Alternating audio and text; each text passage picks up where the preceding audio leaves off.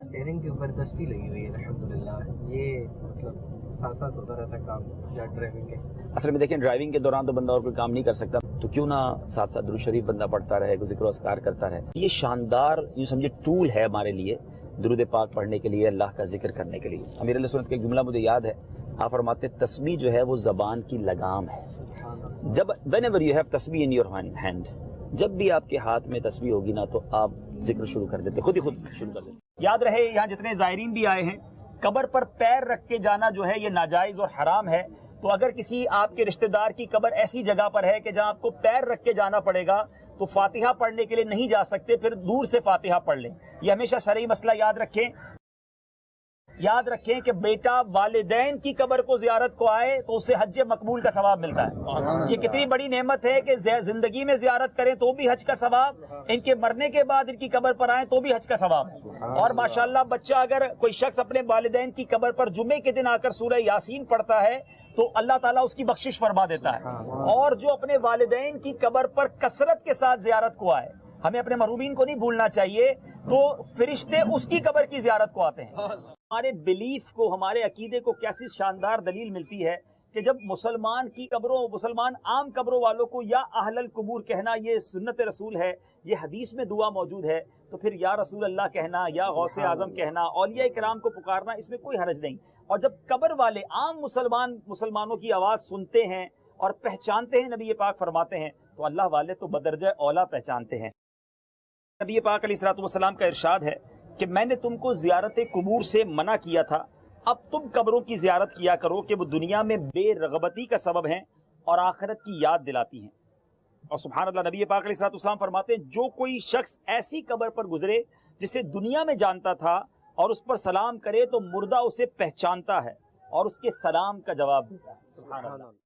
جن کے مرحومین دنیا سے چلے گئے ہیں، فاتحہ کے ساتھ ساتھ کوشش کریں کہ ان کے ایصال ثواب کے کام کریں، ہو سکے تو مرحوم کے لیے مسجد بنا دیں، کسی مسجد میں حصہ ملا دیں، قیامت تک سجدے ہوتے رہیں گے، ہمارے مرحومین کو ثواب ملتا رہے گا۔ جن کی ماں چلی گئی، جن کے والد چلے گئے، آج دنیا میں ہم جو کچھ ہیں ہمارے والدین کی وجہ سے ہیں۔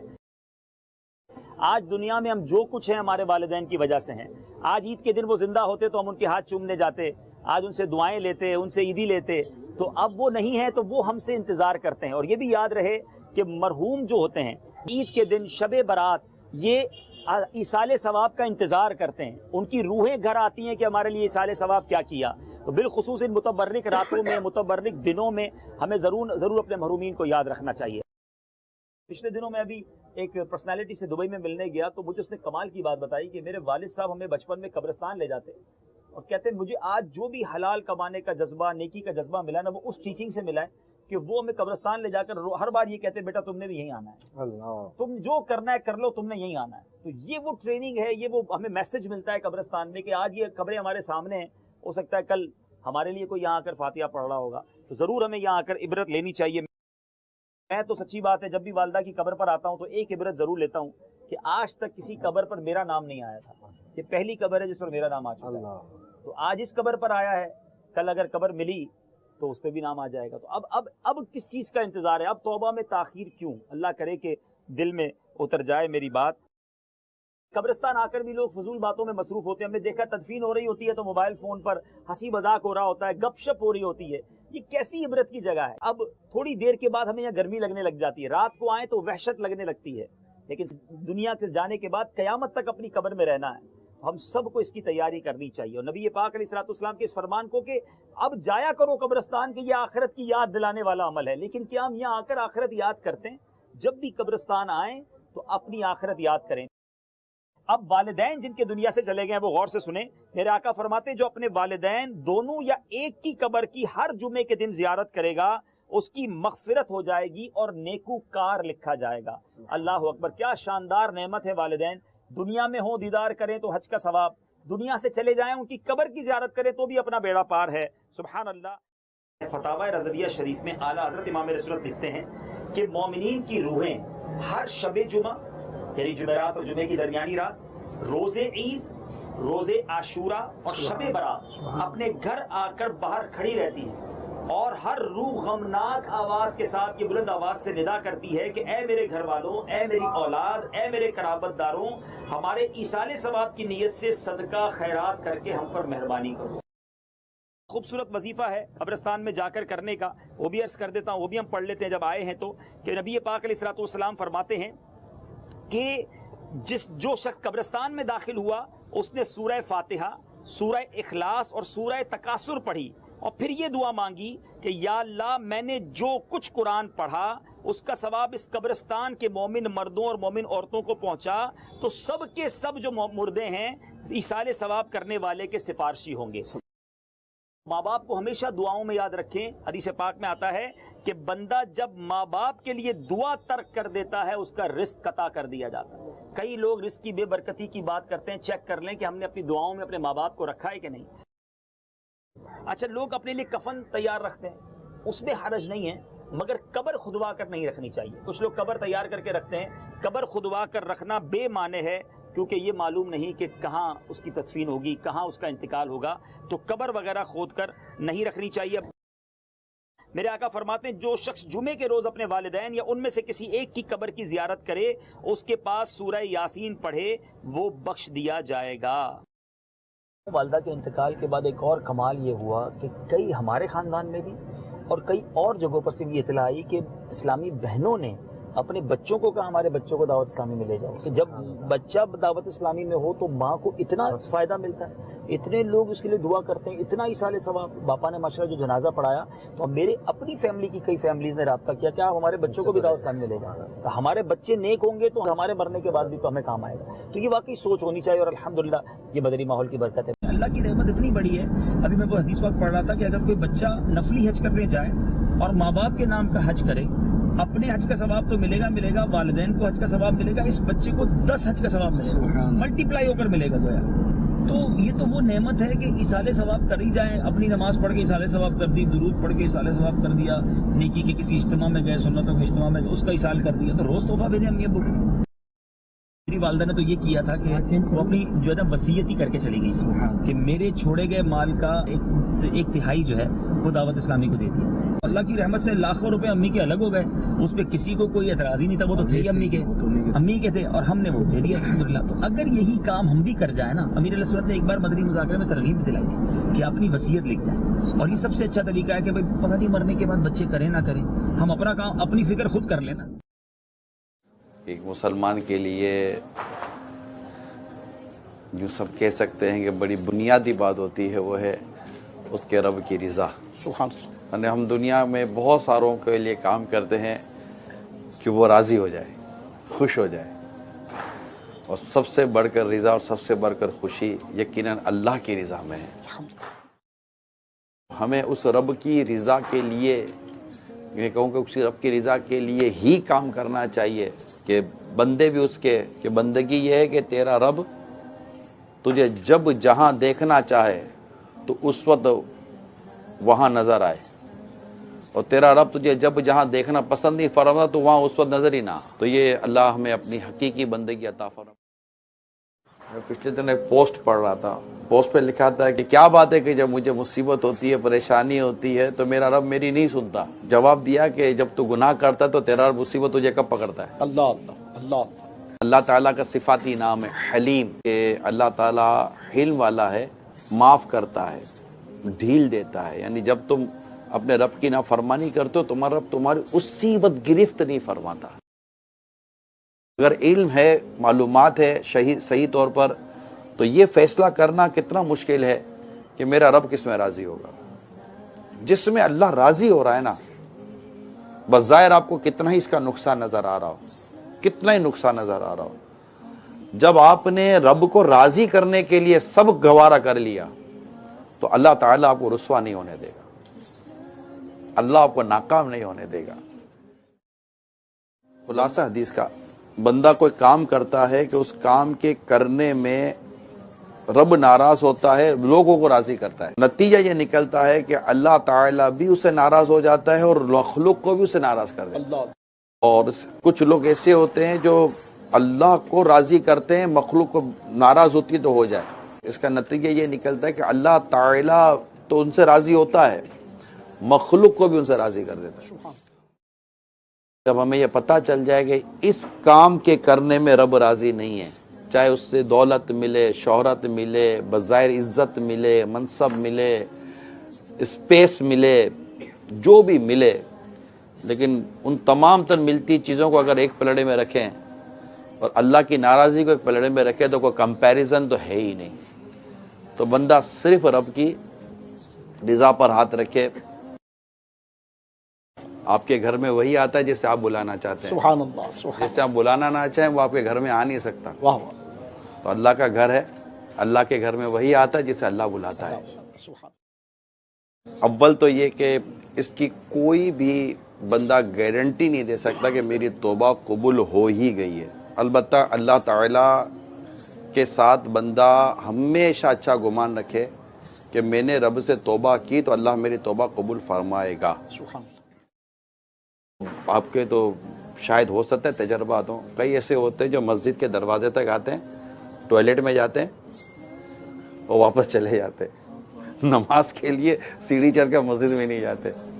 कईयों को आपने देखा होगा जिन्होंने मार्केट की मस्जिद का टॉयलेट इस्तेमाल करना होता है लेकिन मस्जिद के फर्श पर कभी सजदा नहीं करने की तौफीक मिलती। आपको तो इस बात का अंदाजा होगा कि इल्म तो एक ही है ना। हालात और ज़माने ने इल्म को दो हिस्सों में तकसीम कर दिया। या आलिम बनना है तो यहाँ जाओ, डॉक्टर बनना है तो यहाँ जाओ, ठीक है।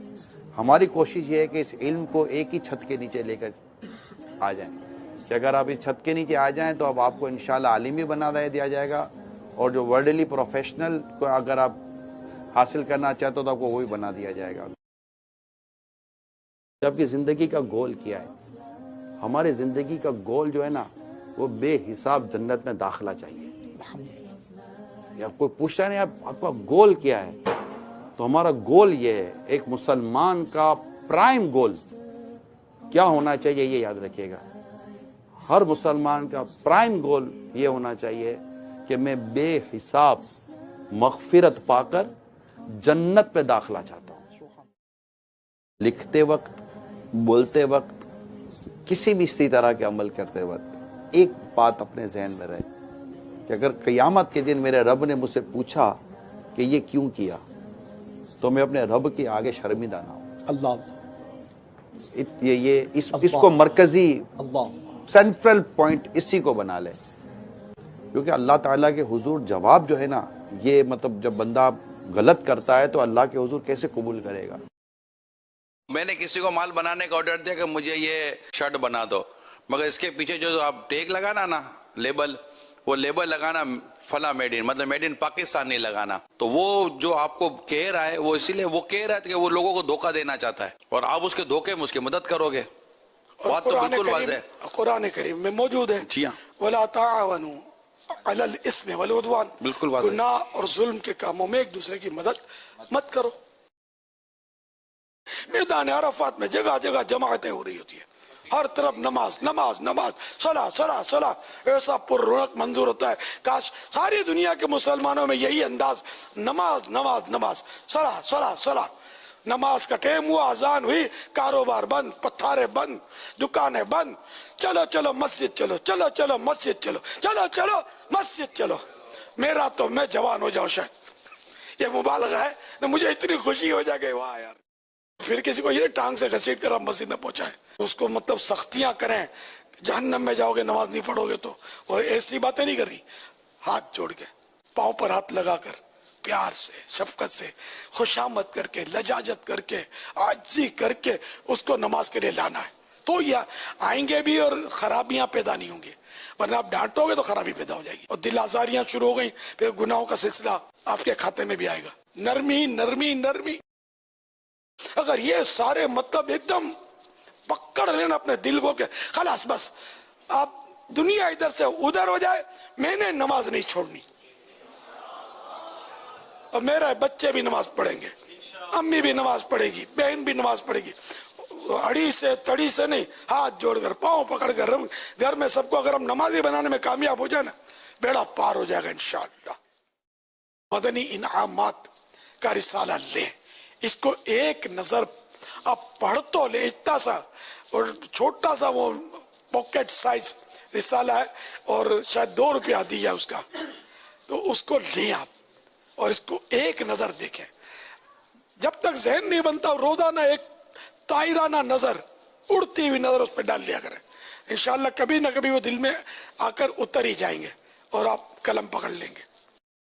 پیسے کمانے کے لیے، مالدار بننے کے لیے پورا زور لگاتے ہیں، جان خطرے میں ڈال دیتے ہیں، لیکن نیک بننے کے لیے میں راتوں رات بن جاؤں، کوئی دم کر دو میں نیک بن جاؤں. دل بہت کرتا ہے کہ میں نیک ہو جاؤں، لیکن اس کے لیے کوشش نہیں کرنی ہے. میں بس خود بخود نیک بن جاؤں تو بس ٹھیک ہے، باقی اپنے جیسے یہ محنت نہیں ہوتی، کوشش نہیں ہوتی. تو میرے بولے والے اس طرح بھائیو یہ کیسے ہوگا؟ کوشش تو کرنی پڑے گی نا، ہمت کریں. دکھ، پریشانیاں اور آزمائشیں ہوتی ہیں ہمارے لیے، مگر ہم اس کے لیے کوئی اس طرح کا روحانی علاج نہیں کرتے. ہماری امیدیں دنیا کے لوگوں سے وابستہ ہیں. اگر ہم درود پاک سے اپنی امیدیں باندھ لیں تو یہ درود پاک ہماری دنیا بھی اچھی کر دے گا، ہماری آخرت بھی اچھی کر دے گا. آقا کے مزار پر، قبر انور پر ایک فرشتہ ہے. دنیا میں کہیں بھی کوئی درود پڑھتا ہے نا، وہ فرشتہ اس درود پڑھنے والے کا نام اور اس کے والد کا نام یہ جانتا ہے، اور اس کا درود اس کے نام اور والد کے نام کے ساتھ سرکار کی بارگاہ میں حاضر کرتا ہے. گویا کہ آقا فلاں بن فلاں نے آپ پر درود پڑھا ہے. فرشتے کا یہ عالم ہے، مصطفیٰ کا عالم کیا ہوگا؟ درود پڑھتے ہیں صلی اللہ علیہ محمد، صلی اللہ علیہ محمد، صلی اللہ علیہ محمد. اب سوچو ایک درود پڑھتا ہے بندہ، کتنا؟ اللہ 10 رحمتیں نازل کرتا ہے. 10 درود پڑھتا ہے، اللہ 100 رحمتیں نازل کرتا ہے. کتنا درود پڑھتے رہو گے اللہ کی رحمتیں اترتی رہیں گی، اترتی رہیں گی. غم، پریشانی، دکھ، بے روزگاری، تکلیف، عجیب و غریب قسم کی آزمائشیں ہیں، امتحان ہیں، رکاوٹیں ہیں، بہت کچھ ہو رہا ہوتا ہے ہمارے ساتھ، مگر ہم یہ علاج نہیں کر رہے ہوتے. یہ علاج کریں. کیا علاج کریں گے؟ درود پاک. غموں نے تم کو جو گھیرا ہے تو درود پڑھو، جو حاضری کی تمنا ہے تو. دنیا کی تکلیف تو چلو 2، 5، 10، 15، 20 سال ختم ہو جائے گی، یا تو حالات بدل جائیں گے یا موت آ جائے گی، ٹھیک ہے نا. لیکن مرنے کے بعد تو موت نہیں آئے گی نا. اگر وہاں تکلیف ہوئی تو اس تکلیف کو کیسے دور کریں گے؟ وہ موت تو نہیں آئے گی، وہ تو اللہ نہ کرے، اگر اللہ ناراض ہوا اور گناہوں پر سزا ملی تو اب جب تک کی سزا متعین ہے، فیصلہ اس کو تو سزا ملتی رہے گی.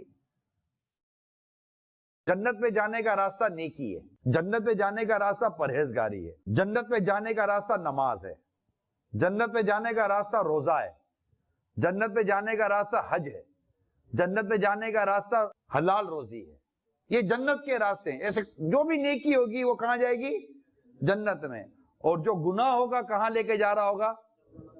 اب یہ ہمیں غور کرنا ہے کہ میں کر کیا رہا ہوں.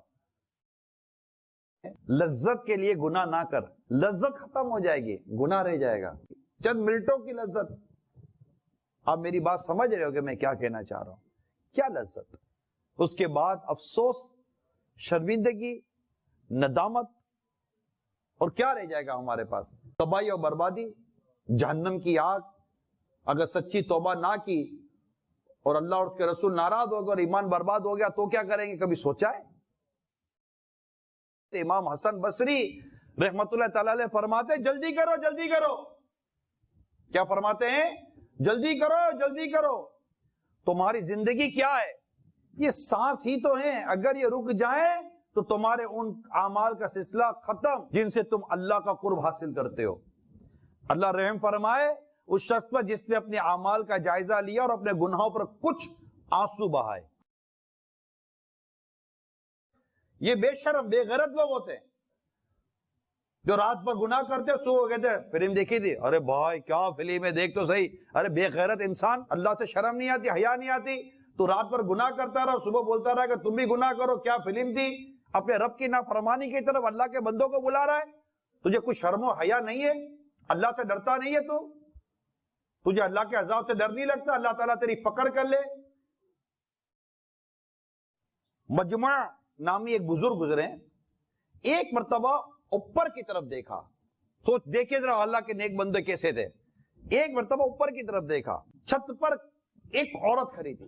جیسے عورت پہ نظر پڑی آپ نے نگاہ لوٹا لی، اور ایک قدر آپ کو اس کے اوپر شرمندگی ہوئی کہ آپ نے اپنے آپ سے وعدہ کر لیا کہ آئندہ کبھی بھی اوپر نہیں دیکھوں گا. بن ادم رحمت اللہ تعالیٰ علیہ ایک مرتبہ حمام میں گئے، جو وہاں کا شخص تھا اس نے آپ کو روک دیا. آپ نے رونا شروع کر دیا. اگر آپ کے پاس درہم نہیں ہے تو کوئی بات نہیں، رو کیوں رہے؟ فرمایا میں اس وجہ سے نہیں رو رہا کہ تو نے مجھے روک دیا، بلکہ مجھے تو اس بات نے رولا دیا کہ درہم نہ ہونے کی وجہ سے آج مجھے ایسے حمام میں جانے سے روک دیا گیا جس میں نیکوکار گناہگار سبھی نہاتے ہیں. اگر نیکیاں نہ ہونے کی بنا پر کل مجھے اس جنت سے روک لیا گیا جو صرف نیکوں کا مقام ہے، تو میرا کیا بنے گا؟ اگر تم نے بد نگاہی کی، کسی نامحرم عورت کو دیکھا یا امرت کو با نظر شہوت دیکھا، یا ٹی وی انٹرنیٹ کے ذریعے یہ فلمیں ڈرامے گانے باجے بے حیائی کے مناظر دیکھے، تو یاد رکھو منقول ہے جس نے اپنی آنکھ حرام سے پور کی، اللہ تعالیٰ بروز قیامت اس کی آنکھ میں آگ بھر دے گا. رب کو ناراض کرنے والے کاموں سے دور ہٹے. اللہ نے چاہا تو رحمت بھی آئے گی، برکت بھی آئے گی، مشکلات دور ہوں گی، اٹکے ہوئے کام سنوریں گے. اللہ نے چاہا تو آپ کا رزق کھلے گا، آپ کے لیے راستے کھلیں گے. اس کے لیے تقوی ضروری ہے. جو تقوی اختیار کرتا ہے اللہ تعالیٰ اس کو وہاں سے رزق دیتا ہے جہاں اس کا گمان بھی نہیں جاتا. ایک تو سکھی آدمی ہے، مال بھی ہے، دولت بھی ہے، آسائش بھی ہے، وہ غافل ہے، اس کی غفلت بھی درست نہیں ہے.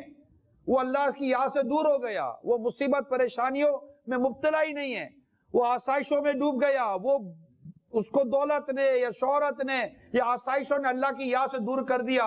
مگر اے مصیبت و تکلیفوں میں مبتلا لوگوں، تمہیں کس چیز نے اللہ کی یاد سے دور کیا ہے؟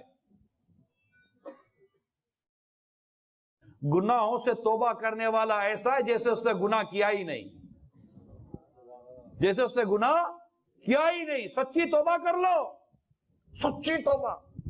یا اللہ، ایسے لسبی نہیں، صرف کان پکڑ کر منہ پر چپت مار لینے سے صرف توبہ نہیں ہو جاتی. توبہ آپ کے دل میں ارادہ کیا ہے، آپ چاہتے کیا ہیں، اور وہ اللہ جانتا ہے. دل صاف کرو. دل کو بھی زنگ لگ جاتا ہے، رونا نہیں آتا، رکت نہیں آتی، لطف نہیں آتا، سرور نہیں آتا. اللہ کی یاد میں رونے کا دل نہیں کرتا. ہاں کام کاج نہیں ہے، تکلیف بہت ہے، تب روتے ہیں. آنسو بہت ہے ہمارے، آنسو کا بہت اسٹاک ہے، مگر یہ آنسو ہمارا دنیا کے لیے بہتا ہے، اللہ کے لیے نہیں بہتا. جس دن اللہ کے لیے آنسو بہے گا نا، اس دن دنیا کے لیے رونا نہیں ملے گا. دنیا آپ کے پیچھے آئے گی. حسین لڑکوں سے دوستیاں کرتے ہیں، یہ شیطان کا بڑا خطرناک وار ہے. ابتدا میں نیت صاف ہی صحیح، مگر شیطان کو بہکاتے دیر نہیں لگتی. امرت سے دوستی کرنے والے کا کچھ نہیں تو بدنگاہی اور شہوت کے ساتھ بدن ٹکرانے کے گناہ سے بچنا تو نہایت ہی دشوار ہو جاتا ہے. یہ بھی یاد رہے اگر امرت رضامندی سے پیسوں یا نوکری وغیرہ کے لالچ میں بدفعلی کروائے گا تو وہ بھی گناہگار اور جہنم کا حقدار ہے. ایک بزرگ کو انتقال کے بعد خواب میں دیکھا گیا کہ ان کا آدھا چہرہ کالا سیاہ ہے. وجہ پوچھنے پر بتایا کہ جنت میں جاتے ہوئے جہنم پر سے جو ہی گزرا ایک خوفناک سانپ برآمد ہوا. اس نے میرے چہرے پر ایک زوردار ضرب لگاتے ہوئے کہا، تو نے فلاں دن ایک امرت کو شہوت کے ساتھ دیکھا تھا، یہ اس بد نگاہی کی سزا ہے. اگر تو زیادہ دیکھتا تو میں زیادہ سزا دیتا. صبر کریں، اللہ سے ڈریں، اپنی جوانیاں برباد نہ کریں. کئی ایسے نوجوان ہیں جنہوں نے اپنے ہاتھوں اپنی جوانیاں برباد کی اور آج شادی کے لائق نہیں ہیں. ماں باپ پیچھے پڑے ان کے. یہ آپ کو میں کہانیاں نہیں ہیں، یہ واقعات ہیں. ماں باپ پیچھے پڑے ہوئے ہیں مگر وہ شادی نہیں کرتے کیونکہ وہ ماں باپ کو کہہ نہیں سکتے کہ تیرا بیٹا شادی کے لائق نہیں رہا. اپنے آپ کو روکو پیارے اسلامی بھائیوں. اللہ سے ڈرو، اللہ سے ڈرو، اللہ سے ڈرو. اللہ دیکھ رہا ہے، اللہ دیکھ رہا ہے. ایک شخص بارگاہ رسالت میں حاضر ہو کر عرض کرتا ہے یا رسول اللہ جب میں گناہ کر رہا تو کیا میرا رب مجھے دیکھ رہا تھا؟ میرے آقا نے فرمایا ہاں تیرا رب تجھے دیکھ رہا تھا. اسی وہ چیخ ماری گرے اور انتقال ہو گیا. خوف خدا سے روح نکل گئی.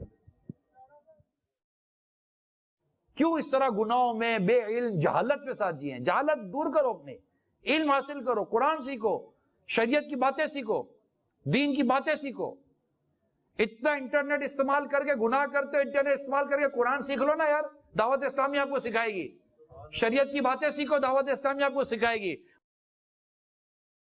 اللہ کے دین کی خدمت کرے گا کیا وہ بھوکا پیاسا رہے گا یار؟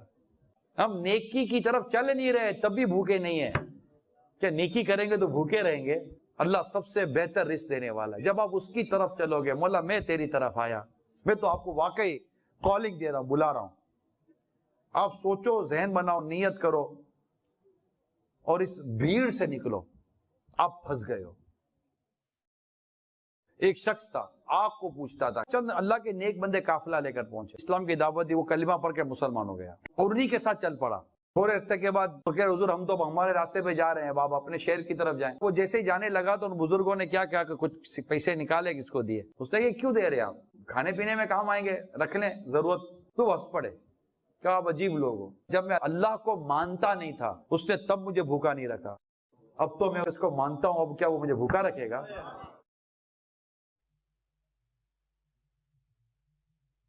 ہاتھوں ہاتھ پھوپھی سے صلح کر لی. اس میں بس چھوٹے باپ کا بننا پڑتا ہے، آدمی کو جھک کر جانا پڑتا ہے. یہ معافی گیٹ جو ہے نا، معافی گیٹ یہ نیچے ہے، یوں کر کے سر جھکا کے گزرتا ہے نا آدمی تو معافی مل جاتی ہے. باقی یوں جائے گا تو سر ٹکرا جاتا ہے. شادیوں میں جوان عورتوں کو جمع کرنا اور رخصتی میں جوان لڑکیوں کا جا کر رخصت کرنا میرے کو سخت ترین ناپسند ہے. میں کروں کیا اس سے؟ کہ جوان لڑکی رخصت ہو رہی ہے، دوسری کماری لڑکیاں اس کو رخصت کرنے جائیں گی، ان کے اپنے جذبات کیا ہوں گے اس وقت؟